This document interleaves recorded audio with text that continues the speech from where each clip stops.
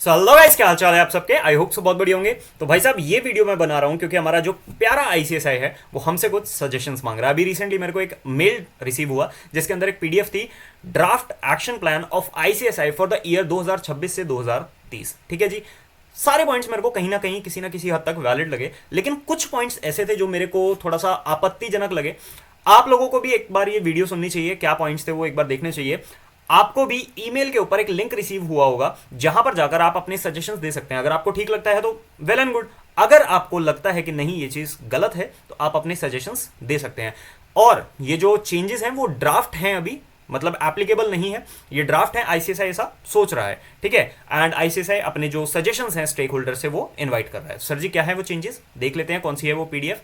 तो ये पीडीएफ आप सभी लोगों को रिसीव हुई होगी। ये कह रहे हैं inviting suggestions on ICSI strategic action plan for 2026 से 2030, क्या क्या चेंजेस आ सकते हैं जो आईसीएसआई लाना चाह रहा है। सारे पॉइंट्स कहीं ना कहीं तक ठीक लगे, लेकिन कुछ पॉइंट्स थे वो मेरे को कुछ आपत्तिजनक लगे। देखते हैं कौन से पॉइंट्स थे। Altering the course structure of company secretaryship course, course के स्ट्रक्चर को थोड़ा सा ऑल्टर करना चाह रहे हैं, कोई दिक्कत नहीं, वेल एंड गुड। ऑब्जेक्टिव क्या है, to completely overhaul CS course structure for enhanced learning outcomes, practical exposures and global competitiveness। Okay है, काफी हद तक ठीक है, सही कर रहे हैं। बट यहां पर दो पॉइंट्स हैं। सबसे पहला तो 10D एंड दूसरा 10E। 10D में क्या कह रहे हैं सर, जो आपकी क्लासरूम क्लासेस होती थी ना, जो फिजिकल क्लासेस होती थी एग्जीक्यूटिव और प्रोफेशनल के लिए, पहले मैंडेटरी होती थी, ऑप्शनल होती थी, सॉरी पहले ऑप्शनल होती थी। आपको जाना है तो ठीक है, नहीं जाना है तो ठीक है, आपको कुछ अमाउंट पे करना पड़ता था। लेकिन अब आईसीएसआई क्या कह रहा है, सर जी जो ड्यूरेशन रहेगी ना for the classes, it should be mandatory for 3 months for each module. 3 महीने की क्लासेस मैंडेटरी रहने वाली हैं, ठीक है जी, एक पार्ट है ये।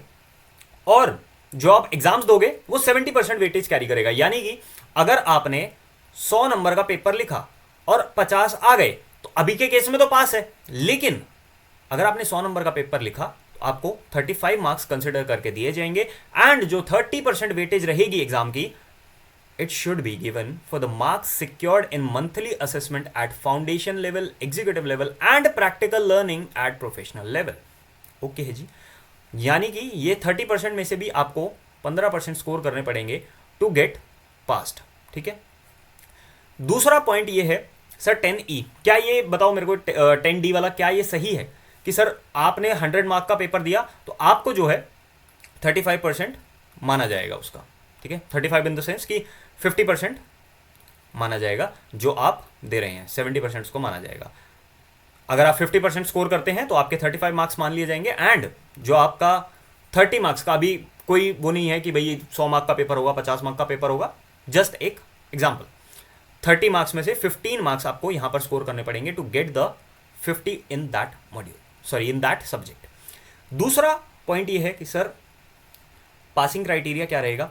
अभी का पासिंग क्राइटेरिया क्या है सर, अभी का पासिंग क्राइटेरिया हमारा है 40% in each subject and 50% aggregate, right और wrong, right. 40% in each subject and 50% aggregate. लेकिन आईसीएसआई क्या कह रहा है कि सर जी एक मॉड्यूल अगर आप दे रहे हो तो candidate shall be declared to have passed in one module if he और she secures at one sitting a minimum of 50 marks in each subject and 55 marks in aggregate of all papers. यानी कि ये 40 को बढ़ा के 50 कर दिया गया है एंड ये 50 को बढ़ा के 55 कर दिया गया है, मतलब करा नहीं है, प्लान आउट कर रहे हैं, एक ड्राफ्ट है ये, ठीक है जी। 60% एग्जाम्पशन का क्राइटेरिया सेम रहेगा। एंड अगर कोई पर्सन जो है बोथ मॉड्यूल दे रहा है, कोई पर्सन अगर बोथ मॉड्यूल दे रहा है उसके लिए भी सेम क्राइटेरिया। भाई तुम लोग अलग थोड़ी हो यार। Candidate shall be declared pass in both modules if taken simultaneously if he or she secures at one sitting a minimum 50% in each paper and 55% in aggregate of all the papers put together। भाई साहब क्या ये चीज़ सही है? पहले ही इतना ज़्यादा tough है, पासिंग परसेंटेज बच्चे 40-50 में रो रहे हैं एंड आप कह रहे हैं कि 50 एंड 55। मुझे किसी भी हद तक ये चीज़ वैलिड नहीं लगी, जस्टिफाइबल नहीं लगी। एंड ये कह रहे हैं कि सर जी फिजिकल क्लासरूम से एग्जामेशन है, अगर आप किसी भी सब्जेक्ट में एग्जेम्प्ट हो जाते हैं, along with that exemption an option may be given for learning through online mode and virtual labs may be determined with approximately 8 hours learning a week. Okay. और एग्जामेशन किसको दी जाएगी फिजिकल क्लासरूम्स के लिए? या तो कोई बंदा वर्किंग प्रोफेशनल है या फिर स्टूडेंट है जो कि सीएस कोर्स कर रहा है फॉरेन कंट्री से, तो उसको क्लासरूम की जो वो है फिजिकल क्लासरूम का एग्जेम्प्ट कर दिया जाएगा। तो मुझे किसी भी तरीके से ये बात जस्टिफाई नहीं लगी। आप लोगों का क्या ओपिनियन है इसके ऊपर थोड़ा सा शेयर करना, एंड जो आपको लिंक आया हुआ है मेल के ऊपर उस पर अपने सजेशंस देना कि सर जी ये तो थोड़ा सा ज़्यादा नहीं हो जाएगा। बाकी जैसे आपको जो सजेशन ठीक लगता है, आपको लगता है कि हाँ भाई 50 और 55 का क्राइटेरिया होना चाहिए, तो you can give the opinion, you can give the suggestion. And अगर आपको लगता है कि ये चीज़ गलत है तो you can also give the suggestions, क्योंकि अभी ये ड्राफ्ट है, अभी ये जो है